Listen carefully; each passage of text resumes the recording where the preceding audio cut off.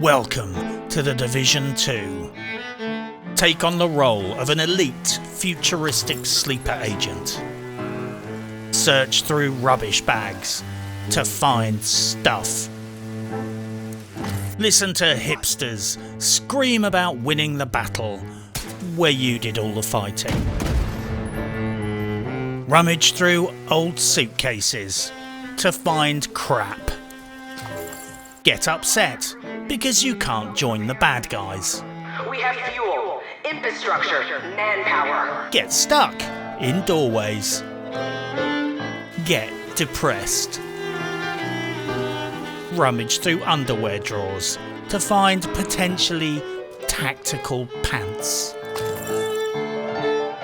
Welcome to the Division 2, where you definitely got the shit end of the stick.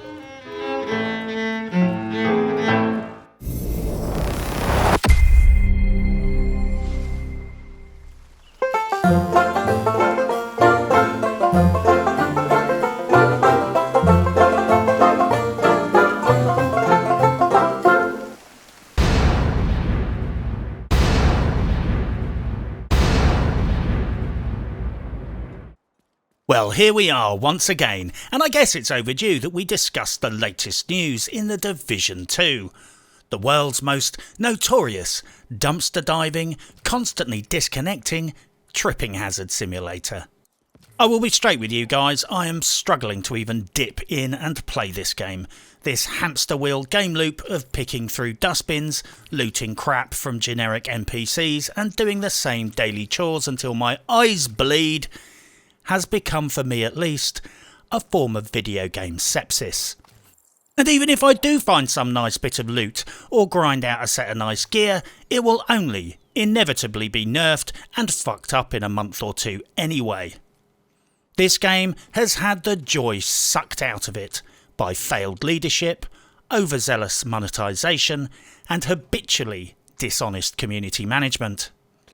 But, out of a sense of moral duty, well, significant pressure from certain elements of the community, I have, however, dragged myself back to this anti-consumer shitshow just to see how badly things are going.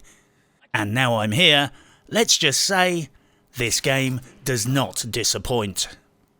Setting aside the usual industry standard setting levels of fuckery, such as tripping on everything, jumping down off things and getting stuck, unfinished terrain, my skills breaking halfway through a fight, still getting useless purple shit gear for no logical reasons a year after launch, and the game still requiring a fucking quantum processor to run without stressing your PC. Setting all of that aside, there are a few new exceptional and truly special fuck-ups, where Ubisoft Massive is once again setting the video game industry gold standard for having no fucking standards. Well, I was in no rush to make this video, but you guys all insisted, and who am I to argue with the Division community? Personally, I think you guys have already suffered enough, and I would be loath to add to the already extensive, unrelenting and comprehensive misery of being a Division player. I guess we should get stuck right in, so let's strap on our strap-ons and jump head first into this orgy of failure. The ban wave. Well, Ubisoft Massive did a ban wave. Yes, the company that prides itself on giving no fucks about stopping cheating in the game, lets its own community managers use exploits in the DZ, and has only ever done any kind of ban wave twice, I think, in this entire fucking franchise, ever. Massive suddenly puffed out its chest and got all moralising and righteous about upholding rules and shit. Some say 1.2 million players were banned, some plump for a more conservative figure in the hundreds of thousands. But I think it's safe to assume that a fuck ton of players got hit with a 7-day ban and had their progress wiped back to the 17th of March. Needless to say, Ubisoft Massive doesn't even reply to customer support emails unless there is a financial incentive, so I think the ban wave deserves a little bit more scrutiny. Because if Ubisoft Massive is talking about fairness and fair play, obviously they're lying about something. Okay, let's dissect this. There was an exploit in the game. It basically let you power grind a mission in a fraction of the normal time. People used the exploit to speed up progress. Some people didn't use the exploit at all. Some people didn't use the exploit, but randos in their group may have used it. Ubisoft Massive could barely be fucked to fix it, and when they did try, their fix didn't fucking work as usual. Probably because it was done by an intern, or that nice fella from the post room. And let's make this very clear. This is an exploit that was very easy to trigger, accidentally, with no knowledge of its existence.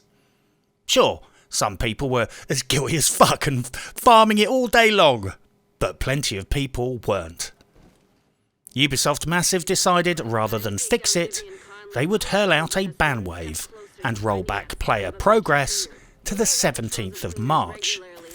And having spoken to a bunch of people, I can also confirm the following. They banned people who used the exploit. They banned people who unknowingly used the exploit. They banned people just for being in a group where someone else used the exploit. They banned people in a group where other people used it, but did not ban the players in the group that actually did the fucking exploit.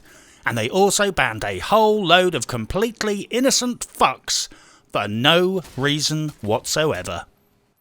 That right there is a lot of indiscriminate banning, combined with some very, very specific and targeted character progression rollback. Kinda fucking weird that the bans were so scattergun, yet they were very calculated about the dates of the rollbacks. They are suddenly prepared to piss off half the player base, give them a 1-week ban and rust their progress, guilty or innocent. What is it that they could have been doing in the previous 2 weeks that needed to be taken away from their account with such aggressive and indiscriminate urgency? The significance of this will become clear shortly.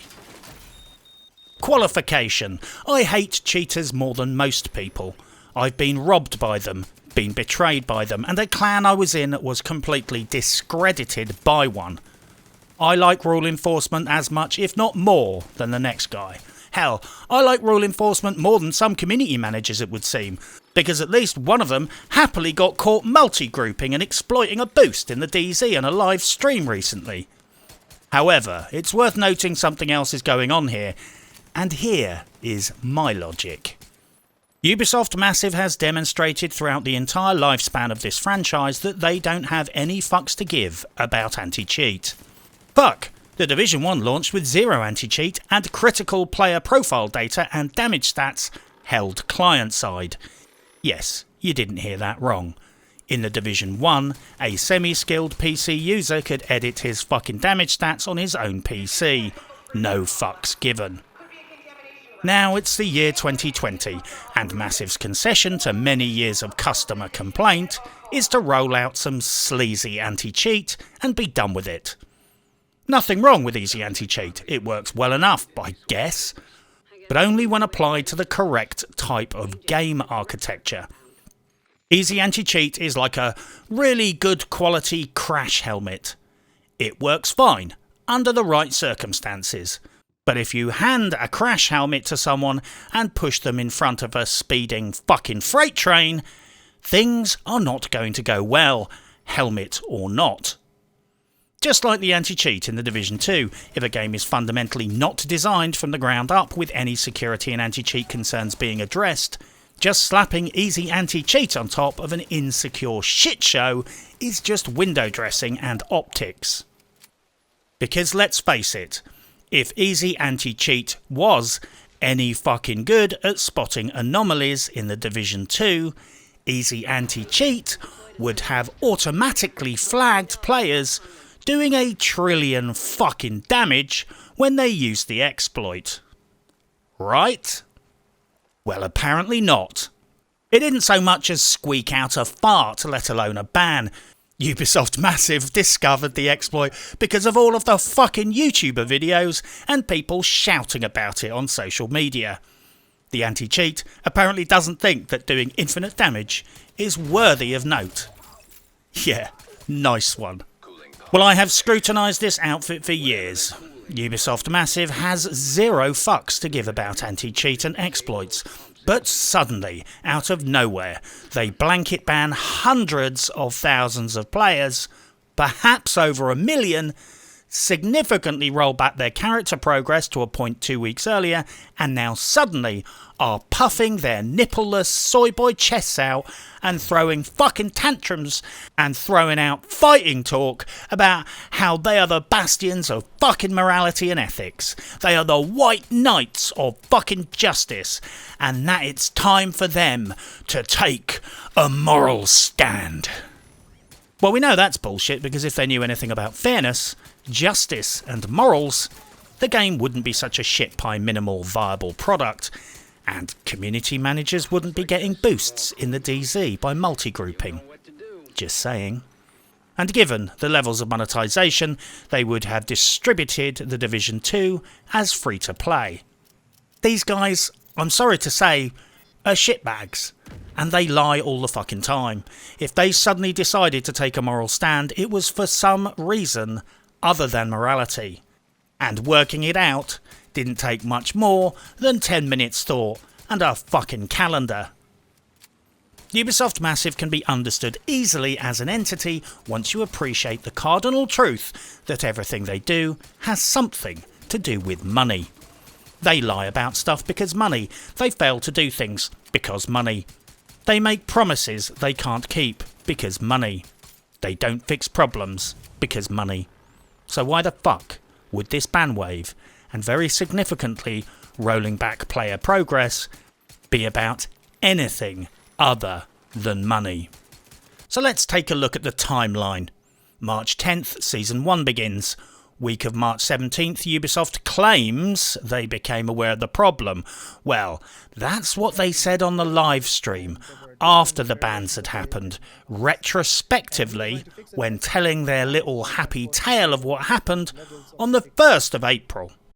They put out a fix on the 20th of March, then more the next week, but the bug remained unfixed. Then on 30th of March, Ubisoft does a ban wave, suspending players for 1 week, and significantly, Ubisoft rolls back player progress until the 17th of March.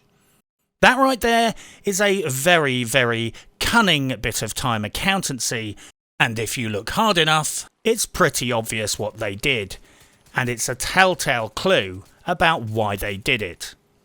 I reckon it's time to head to the 21Kiloton science lab and apply some fucking science to this cynical, scummy, money-grubbing behaviour. Let's look at this using the power of logic. What possible reason could trigger Ubisoft to suddenly get ban-happy without any fucks given about pissing off their players and implement an entirely unprecedented rusting of players' progress, wiping their accounts back to an earlier specific date?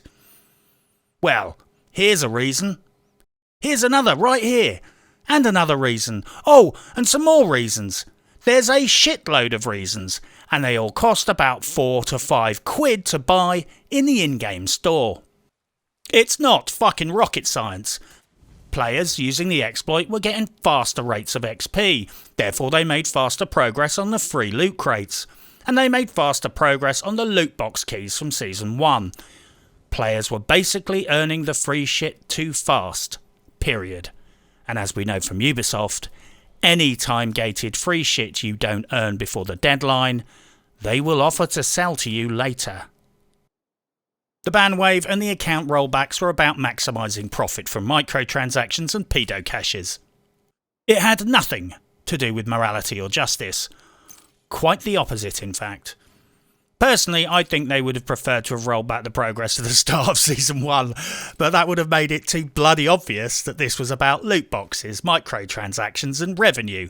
So they came up with a cunning plan. They settled on a date a week after that to throw gnarly bloodhounds like me off the scent. Massive couldn't roll back people's progress to the start of Season 1. It would give the game away. I guess one sneaky time accounting solution would be to roll back progress by 2 weeks instead of 3, and make up the difference with a 1-week ban moving forward, cutting off their chance to level up the season pass for 7 whole days. Yeah, that would do it. 2 + 1 = 3. Exactly the same result for the player, and no pesky clues left for people to see. Unless, of course, you can count to fucking 3. This is basic time accountancy. They wanted to penalise players for the entire Season 1 progress thus far, in an oblique and less obvious way, because let's face it, there was uproar anyway. Imagine if they said they were going to start randomly banning vast sections of the community and deleting their gear because they were paranoid some players might have earned some pedo caches that they planned to sell to them later. I do like the fact that on April 1st, State of the Game, they said they would manually investigate any false positive claim where it was possible. We really looked at your account and what you have been doing with the data and the criteria that we had. So this gave us a very strong confidence on the suspensions, because we could rule out that you were basically just caught in a random matchmaking group that had nothing to do with the suspension at all. You know, we're using our methods of detection for these things, but you know, the narrative around false positives, right? Some people who are saying that they've been grouped up with people or it happened. I've been talking to some people who have been part of the team that have put this suspension wave together, and also it's better to call what it is because there have been no bans. Let's make sure that we call it what it is. No one has been banned, so everyone who's had action taken against their account will be able to play the game again next week. But when we do get reports, and you should report if you feel like actions have been taken against your account unfairly, do let us know. That's the same with everything. Every time there's bugs or things that you don't think are going right, we do want to know about it. But those have been independently looked at where we can on those cases. But those have been independently looked at where we can. But those have been independently looked at where we can. Ubisoft has a dire track record on customer support. How the fuck are a couple of dudes going to manually investigate between tens of thousands and hundreds of thousands of inquiries about their bans? Most players appeal bans. Yeah, most people who get banned complain. And people are saying that it was a hell of a lot more people getting banned than just a few tens of thousands. So let's just hypothesize and evaluate these claims that all disputes were manually investigated and confirmed. Let's be generous and assume the following. Let's say there were only 10,000 bans disputed and manually investigated as claimed on State of the Game. 10,000 is a very conservative figure, by the way. Let's make a wild assumption that it only takes 2 hours to investigate each one properly and respond to the customer. They assigned 100 staff to the project, theoretically, working 40 hours a week with no lunch break. And let's assume they all have extensive enough knowledge of the game to be capable of investigating the game mechanics. And they have the IT infrastructure in place at their desks to access the game data, customer data, and in-game stats. Even if they set up this hypothetical call centre crack team of in-game investigators with 100 people working flat out with fully integrated IT infrastructure, and the number of disputes was only 10,000, which I fucking doubt, it would still take them 5 weeks to settle all the disputes. And that is not even giving them time to use the toilets. They have to shit where they fucking sit. I'm sorry, but this maths just doesn't add up. But there isn't 100 people working on the Division 2 right now. I doubt there is 100 fucking people working in the entire Ubisoft customer service call centre globally.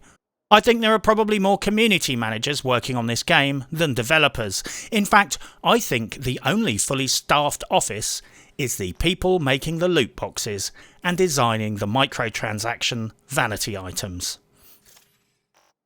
I am not in any way kidding when I say that.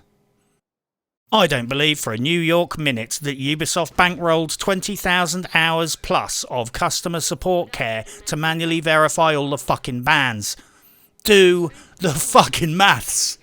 If only 1,000 people contested their bans and they stuck a single developer on the job, it would take them literally a year working full time. That is the kind of scale we are dealing with here. Any casual claim that all bans are manually investigated and verified does not, in this universe at least, make physical or mathematical sense. And that is quite possibly why, when discussing independent verifications of bans, Hamish Bode cunningly tacked on the words at the end of his claim, "Where we can. I always go to the gym 5 times a day, where I can. I always donate $1 million to charity every Saturday, where I can. I always spend the first half of my day doing Zen meditation in a cunting Tibetan fucking monastery, where I can. I like to eat my Cocoa Pops on a spaceship, where I can." Claiming that all bans were individually verified, except for the ones that weren't, is just really saying that people got banned automatically, without verification. That's science, bitch. And that fact right there is why so many innocent players have been banned unfairly, and the bans have been upheld. To draw a line under this, I just want to say clearly that I don't advocate in-game exploits, and I don't use them myself. If you get caught exploiting, you are cruising for some kind of punishment.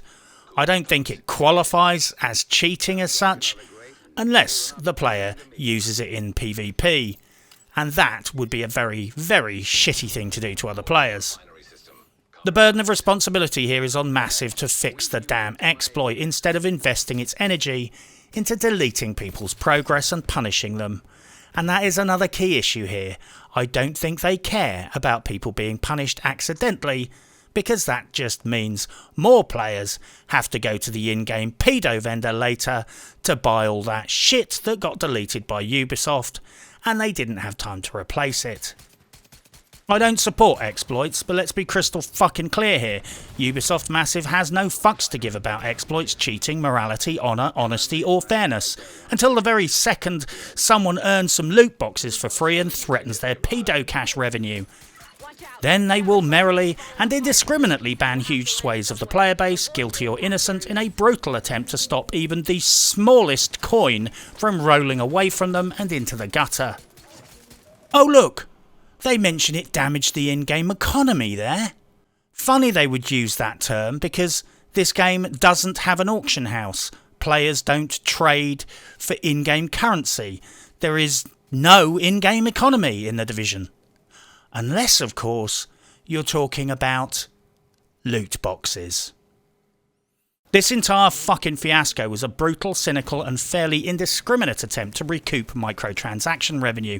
And it's cynical because just because someone may or may not have used an exploit once, accidentally or deliberately, does not make it fair for Ubisoft to target their entire Season 1 progress microtransactions and wipe them out. You can't confiscate someone's house because they got caught shoplifting a packet of nuts. Think about that. Just being accused of using that exploit will result in 3 weeks worth of Season 1 vanity items being fucked down the shitter. Oh, and on the subject of exploits, I think they should ban players who use the game exploits to join 5-man parties in the DZ and then get power levelled by just pootling around like a useless cunt. I think people using exploits to break the maximum party size is despicable and a breach of both terms of service and unethical. Well, I'll specify I really give a shit about it, unless it's a community manager doing it. Yes, it appears that, as has happened on numerous occasions in the past, a community manager yet again got busted exploiting in the DZ, whilst all this ban wave was going down. You literally could not make this shit up. Seriously, when community managers say this and this, but then do this, I call bullshit. I call hypocrisy. This was about money, not morals. Oh, and they might want to tell their Division subreddit hirelings to stop telling players to very literally fuck off when they complain about the bans. Yet another group of Ubisoft underlings that don't practice what they preach. And don't even get me started on the white knighting community fanboys and star players who are actively showboating and grassing up other players they think have exploited. Fucking collaborators. The Stealth Nerf. Well, what do you know? Ubisoft Massive once again has deployed its standard rebalancing formula to The Division 2 with the same clinical and thoughtful execution as a drunken meth-addicted tramp gate-crashing a child's funeral. They YOLO into the church, piss stained down their leg, mumbling something about being shortchanged for the burger earlier and demanding their money back, before the ushers explain it's a church and not a fucking fast food joint, and turf them out, but not before they have upset everyone. Their process generally goes something like this. Everyone goes and spends weeks grinding for the best in-slot items until they cap them. Everyone optimises their build around such equipment. The community management team decides that everyone having fun makes way too much sense, so they collectively window out of their subscription-only upskirt toilet cam account for 7 minutes wank downtime, identify the most popular loot and implement a nerf. They make sure the nerf implementation is fucked up somehow, they stealth nerf it, over nerf it, completely destroy it. Then the community management team faceplant onto State of the Game to explain how they are listening and what they did isn't what people are saying they did, and rebalancing other stuff is just not sustainable. And then pull their best tilted head sympathy faces and window back in to watch more toilet cams. I will say right now, personally, I am beyond fucking caring about loot in The Division 2. It's just too much of a depressing circle jerk getting emotionally invested in your character in this franchise. You grind gear, you optimise, you feel momentary satisfaction, then they nerf it and fuck all your hard work. That's why I play with a pistol for lols, barely maintain my gear, and frankly have few fucks to give about loot unless it affects the community. Remember those guys, Ubisoft? The community? Better known to you as those mugs that paid hundreds of dollars for this shithouse game and all they got for year one content was a few lousy missions and a fucking shoe. Oh, and a gonk for their bags.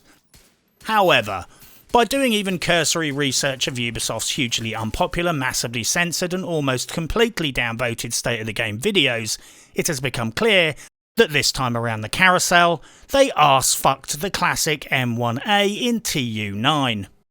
TU9 stands for Title Update 9. That is bullshit public relations speak for Patch 9. Only they try and avoid using the word patch these days because it's got negative associations. Mainly negative associations with that video game franchise that was constantly being patched because it was never fucking finished and half broken. Oh god, what was that franchise called? Oh yeah, The Division. I'm pretty sure breaking that negative association is a lost fucking battle at this point. But I digress. When everyone logged in, they discovered that the classic M1A had been arse-fucked with a 40% nerf to base damage. Nerf doesn't really describe it sufficiently. If I said I was going to nerf your feet, you would expect me to give you some blisters or a bunion, maybe stub your little toe. If I got out some bolt cutters and cut 2 random toes off each fucking foot, that would constitute mutilation. Not what I would count as a nerf. They fucked it. 40 fucking % less damage. That is 6 toes left out of 10. On top of this, it was a stealth nerf. Massive claims it wasn't, but just as a point of factual order, if you slip a nerf into a patch and don't tell anyone, then get caught out, that's a stealth nerf. Needless to say, Ubisoft Massive denied it was a deliberate stealth nerf for a whole list of tired, unbelievable reasons. I'm not a lawyer, but with the benefit of hindsight, I reckon they should have based their defence on the 40% nerf part of the evidence, because let's face it, a 40% nerf isn't exactly stealthy. Yeah, I definitely would have rolled with that part of the defence. Needless to say, this surprise mechanic resulted in the players losing their shit. Ubisoft Massive community misdirection team quickly edited the patch notes to include the nerf, because nothing says integrity like revisionist history. And the players responded by continuing to lose their fucking minds. From what I can gather, this is what happened next. Ubisoft Massive shit the bed. We're in a complete pissy pants panic about the almost total uproar in the community. They jibber-jabbered some excuses, then rolled back most of the nerfs, returning the damage to normal in PvE and minus 20% in PvP. I think if you take a step back from this whole fiasco, try to see it from both perspectives, and empathise with the challenges involved with large cooperative projects, I guess the moral of the story is this: they are full of shit. No, seriously, logically, they have to be. And here is why. If they did the nerf for considered, thoughtful, tactical balancing reasons, then why reverse it? If they roll back nerfs based on popular opinion, then surely their logic is based on consensus and popularity, not logic. They can't claim to be making decisions based on logic when they are reversing them based on bad publicity. If it was a considered, solid decision based on sound logic and they just forgot to put it in the patch notes, then surely they would have stood by that decision. If you sneak something into a patch, everyone spots it and gets angry, then claim you just forgot to mention it, and then partially reverse it anyway, it just makes you look like you got caught with your sweaty fucking mitt firmly stuck in the cookie jar. Colour me cynical, but from where I'm standing it seems like Massive nerf stuff to manipulate players into spending more time in-game, regrinding the next meta. They break our toys, so we have to engage with the game more to replace our now broken builds. They temper these decisions based on how much uproar it will cause.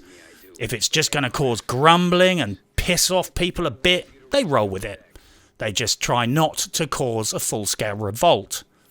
Pissed off peasants is fine. Full-scale revolt is bad. This is not about game balancing, this is about the cheeky cunts gauging how much they can break our toys, so we log back in and go and try and get replacement toys.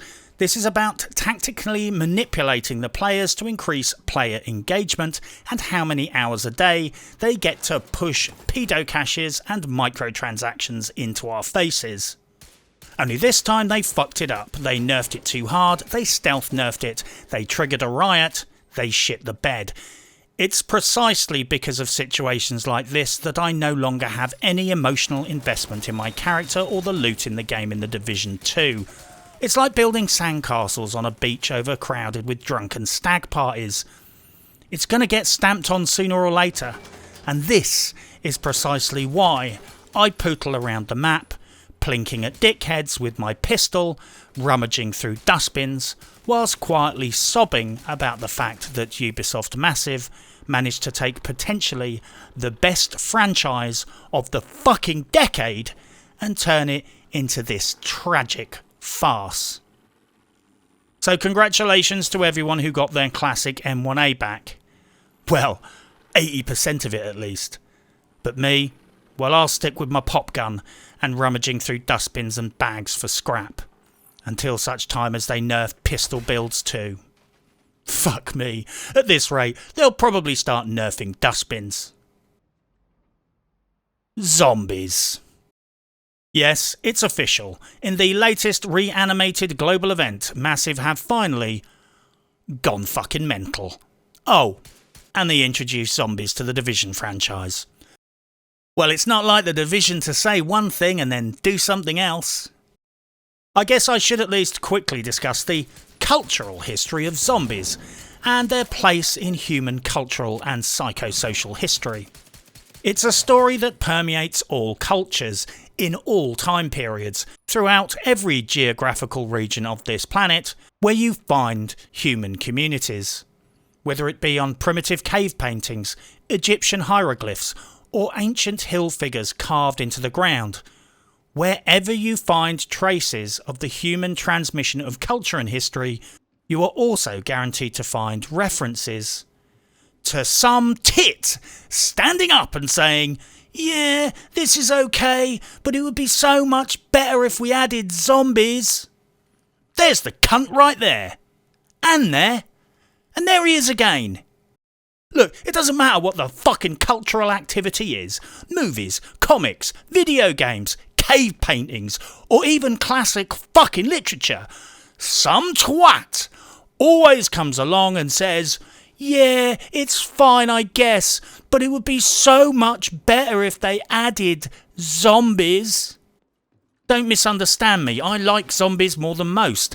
I love the whole post-apocalyptical vision of these scary, rotting, mindless, brain-dead creatures shambling around with no purpose other than to feed. What the fuck do you think I live in London? I'm on board with the whole zombie thing. The words zombie and apocalypse are probably my two most common searches on Netflix. But do we really have to have zombies in everything? For as long as this video game has existed, there have been vocal advocates for introducing zombies. Everyone has been very patient and polite, and repeatedly made the very sensible case that this is a Tom Clancy game and zombies would not really make sense. I like zombie games. There are plenty of them, with some form of zombie type thing or zombie analogue. Zombies in video games are legion, but it's one of the few immutable laws of the universe that as long as there has been a Division game, there have been people on the forums and the subreddit, sorry, I should have said Ubisoft's official subreddit and Ministry of Truth, there has always been people there politely explaining why zombies don't fit this game. Let's put this in perspective. I like midget porn. It's my personal educational and entertainment choice. It might not be to your taste, and that's okay. That's freedom of choice in action right there. Now imagine if I relentlessly went to every single zombie fan meet, zombie comic convention, zombie movie festival, and every other zombie cultural event I could find, and wandered around aimlessly going up to everyone and saying, yeah, this is okay I guess, but it would be so much better if we had midget porn in it. I don't think that would be fair or reasonable. Desirable? Yes. Look, people like stuff, and just because people like that stuff doesn't mean that everything has to have that stuff in it. They say that the definition of madness is doing the same thing over and over and expecting different results. I call bullshit. The definition of madness is being so clueless, discombobulated and confused you decide to add zombies to a futuristic sci-fi thriller as some kind of pathetic and childish, exasperated attempt to do anything because you don't have a sensible, creative thought left in your head. I'm going to assume that superhero crossovers, aliens and supernatural hauntings will be arriving in future patches. The new end-user license agreement. I will qualify now that I'm not a lawyer. If I was a lawyer, I would make Better Call Saul look professional. So don't trust my take on this new end-user license agreement because the wording is typically legalese and obscure. I'm not very good at reading, and let's face it, all legal contracts tend to be written in onerous language. However, for those of you who missed it, Ubisoft updated their terms of service on the quiet. Most people probably just clicked the box without realising. Dirty move number one was this. They have to give us notice, but instead put up a standard box, put a little Ask Me Later button at the bottom where you will miss it, and won't let you install the update until you click through the box. I'm sure most people just clicked accept without noticing that they have to give us prior warning before changing the terms of agreement. Click Ask Me Later and the new terms and conditions don't apply. Click accept and they shortcut your notice period and they come into effect from the 12th of May. I'm not legally trained, but here are the main things in the end user license agreement that creep me the fuck out. It's now a contractual requirement that any customer has high-speed internet to play Ubisoft games. If you don't have high-speed internet and the game doesn't run properly, that's your problem, whether it's a single-player game or not. They completely opt out of any responsibility to provide a working game. Well, I thought that shit's been going on for a while now, but there you go. You cede all claims if they don't provide a working game. They opt out of any legal responsibility for any damage they may do to your system, even if it's due to their own proven negligence. They also seem to be making an intellectual property rights grab at content creators. And if you don't agree to these new terms, you lose access to all of your games in August, with no refund. And the most sinister part was this. They at least initially appear to be making a snaffle grab for intellectual property rights for every single thing with their game in it. Now, this may have been in the previous contract, written in different ways, in a different clause, but it certainly looks a bit Activision-ish to me. I would very much like other people to take a look at this, but it certainly appears like they are saying, if you make content using Ubisoft game footage, Ubisoft owns that footage, owns you, and they can demand legal documentation from you at their expense, and demand you sign over all rights in all territories in all perpetuity. Perhaps I'm naturally paranoid because I know that large video game publishers would love to just eradicate all independent content creators and reviewers and exterminate any YouTubers who are not entirely on their payroll. That is certainly the future that these corporations envisage and are planning for. But to me, this section looks like a way to get around fair use and DMCA legislation. It looks to me like if you use their game to make content, Ubisoft owns the content. Interestingly, if you stream with your facing camera, then they want rights to that too. I guess so they can use a 30-second clip of some big streamer like Dr. Disrespect playing The Division. Although I heard unconfirmed rumours that he only played the fucking game for 30 minutes, got incentivised to do so, and then said something like, "It wasn't as shit as I thought it would be." Well, something approximately like that. Maybe. The bottom line is this. If I buy a car, I don't have to indemnify the car maker and sign a contract that if I die because the brakes fail, I can't get compensation guaranteed to me in law. If I buy a musical instrument, the corporation can't make me sign a contract saying every song I ever play or compose using that instrument belongs to the manufacturer. When I buy a fucking video game, I shouldn't need to pass a copy of the contract on to a fucking lawyer to see if I am technically signing over ownership of my fucking YouTube channel. This new end-user license agreement is abusive, overreaching, and makes ridiculous demands on the customer. It's worse than the last one, and that one was shit. It's got some similar clauses and wording as the Activision contract they rolled out with Warcraft 3 Reforged, and that caused uproar. But as usual, Ubisoft behaves like Electronic Arts, but somehow manages to maintain its reputation as motherfucking Teresa.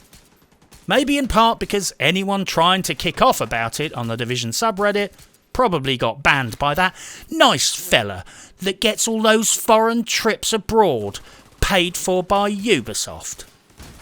I stress again, I'm not legally qualified, and I might be talking complete shit about what rights you are signing away, but I'm crystal fucking clear about this. That box is designed to trick you into casually signing up to an end-user license agreement where they are required to give you notice. What you are actually doing when you click OK is signing away your 3 months' notice. You're not agreeing to the contract coming into effect in 3 months' time. So for now, don't click it. Click on Ask Me Later every time, and then send a copy to any contract lawyer you might know. Ubisoft Massive stole our DLC. Well, like most people in the Division community, I played through My Little Wony, had a little bit of fun, and then said, Is that it? In fact, I could honestly say the single most exciting part of Warlords of New York happened a few weeks ago, when a veteran Division player and long-time channel supporter casually pointed out to me that Warlords of New York sure looks a lot like what they were selling as Year 1 Episode 3 free DLC at E3 2019. I shat the bed on hearing that comment, cleared up the mess, put my trusty Deerstalker hat on, nothing else, just the hat, and got me some investigating going on. Much kudos to the anonymous supporter who casually mentioned this to me. When they said it, I don't think they fully appreciated the bombshell they were dropping.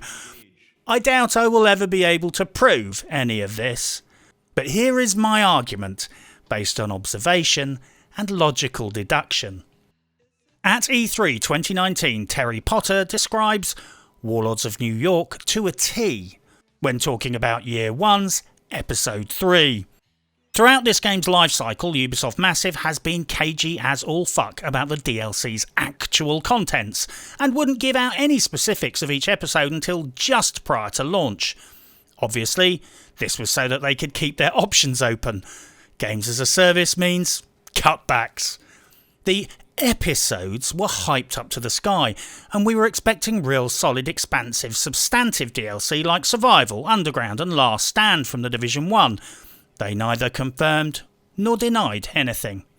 They kept repeating the mantra, all Year 1 DLC content is free. Because this is a live service game, ongoing investment is based on past profit, and this game is a fucking commercial failure. The episodes then dripped out of the studio and were monumentally underwhelming. The episodes were just more pathetic missions. Nice idea, but boring. There is still a metric fuckton of problems with the game, and no resources to fix them apparently. The Division barely has a developer working on the franchise now. Everyone with any talent or career prospects have fucked off to work on the game Avatar to make Smurf-shaped loot boxes, because in video game development, you're only as good as your last game. And The Division was a flop, just like Julian Gerhart's dick jokes. The game is so abandoned at this point that they can't coordinate changing the stats on one rifle without fucking that up, and shit that's been broken from launch is still shit. If I walked through the Division 2 offices right now, there would probably be an intern sitting on the front desk deleting complaints on the official forum. The biscuits in the tea room would probably be crowdfunded because of lack of funding, and there would be an Avatar poster on the wall with Frederick Thailander's face sellotaped over it with the words "Gone Fishing" written underneath. This game is all but abandoned apart from the community managers, and their main job is to convince the community the game hasn't been abandoned, even though it's clearly been abandoned. But then, almost a second we are in Year 2, Warlords of New York springs out of the ether. I say almost because the Division 2 launched on 12th of March 2019, and My Little Wony launched on the 3rd of March 2020, so technically, Warlords is Year 1 content, so technically, it should be free. So technically, they were fucking lying through their technically sneering fucking pie holes when they claimed all Year 1 content was going to be free, because they charged us 25 quid for it. But this blatant lie, mis-selling and false advertising aside, let's continue. Ubisoft Massive don't have a pot to piss in regarding the Division 2 budget. They barely even have any devs left. Terry Potter, head of occult services at the Castle of Redstorm. Frederick Modbreaker, head of writing plus or minus 5 next to weapon mods. Peter Potter, lead passive aggression manager at Ubisoft Massive. Even Keith Zorg, head of nerfing at Redstorm. They have all fucked off to work on other projects. Probably Avatar. Yet somehow, a development team with no budget, no staff and no will to live suddenly reached into their magical bag of wizardry and pulled out a fully, semi-fleshed out expansion with a new map region, new missions, new safe houses, like a little mini version of the game, set in New York City, all modelled beautifully, Just like that promo described at E3. How the actual fuck did they manage to make this? With no staff, no money, and no time? The answer is obvious when you think about how to achieve the impossible. It was already made. I don't know much about game development, but I've watched enough Penn and Teller to know the difference between juggling and misdirection. These guys can't even increase player count in the DZ because they bloated the NPC graphics files to accommodate microtransactional emotes and outfits. They can't change the stats on a gun without fucking it up. These guys couldn't organise a rape in the prison showers. But we are asked to believe somehow they quickly conjured up a whole section of New York City with nothing more than 2 developers and a spunky, go-getting attitude. Warlords of New York was intended to be Episode 3 of free Year 1 content. Yeah, I fucking said it. But because the game is a commercial failure, they hived it off, replaced Episode 3 with some fucky missions, scripted it so it fit the 2019 E3 trailer, and hoped to God nobody would put their hand in the air and say, hang on, that E3 trailer fits exactly onto Warlords of New York too. And how the fuck did they make it so quickly? Well, never underestimate my channel supporters. They are legion, and they are far smarter than I am. Players like myself paid up front for the season pass, and we got some poxy missions. All Year 1 DLC is free turned into All Year 1 mission DLC is shit. Apart from this bit of DLC. And you actually already paid for it, but you can pay another £25 on top. Welcome to Ubisoft Massive. Warlords of New York is just Episode 3, repackaged with a price tag put on it. Looking at how the events played out and the logistics of creating such a large DLC without a budget or staff in such a small time frame, factoring how the E3 promotion maps neatly over Warlords of New York, I can say with confidence that I believe the paid DLC was intended to be Episode 3 Year 1 free DLC. But, to spin a bit of extra cash, they snatched it back from the player, did a bait and switch, repackaged it, and sold it as standalone DLC. Massive stole our Year 1 free DLC. Obviously, I might be wrong, but if anyone in the video game industry can explain to me how Drew Reckner and Bruce Kelly could have boshed the whole DLC up in a month, please let me know. Oh, and since I mentioned Bruce Kelly, apparently there is a growing consensus within the player community that the community managers should be thrown out of the state of the game and Bruce Kelly should take over. It would appear that the Division players would rather listen to one developer than a whole gaggle of professional bullshitters. Well, you won't get any argument out of me. I think the real theme of this news dump has been, I guess, manipulation. The new end-user license agreement is abusive towards the players and exposes us to lawsuits and tricks you into giving up your 3-month notice period. They deleted the progress of many players in order to maximise profits, then told us it was about following the rules. Then one of the community managers was caught multi-grouping in the DZ. Our paid Year 2 DLC was originally intended to be our free Year 1 Episode 3 content. They stealth nerfed a beloved weapon, then bullshit us about it. Oh, and the new content theme is zombies. Because they've run out of inspiration so badly, they are now taking the worst ideas off the subreddit and using them. I didn't appreciate it when I started, but looking back, it's the main theme of how we are treated as players. They always have an angle, and it's not our best interests. It's not about the truth, it's about perception. They're full of shit, and people are increasingly seeing past the bullshit and demanding what they want. Oh yeah, and demanding fucking zombies, obviously. As long as we have money in our pockets to spend on pedo caches and in-game microtransactions, they will constantly try and manipulate us. That's the Ubisoft Massive way. Well, I'm going to head off and spend some time experiencing the player power fantasy of the Division 2. Rummaging through garbage, tripping over things, and being annoyed by fucking hipsters. But for now, good luck and happy hunting.